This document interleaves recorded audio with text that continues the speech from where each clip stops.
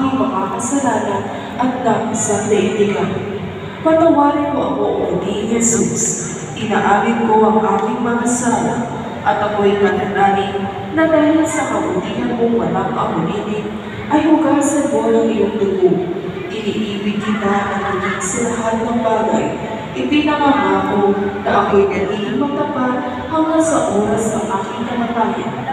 Pagpapalin mo ako, Diyos ko, ng iyong iyan at ihati mo ako sa landas ng iyong mga utos dyan sa iyong langit na kaharian, siya nawa. Amen. Prayer to the Sacred Heart of Jesus.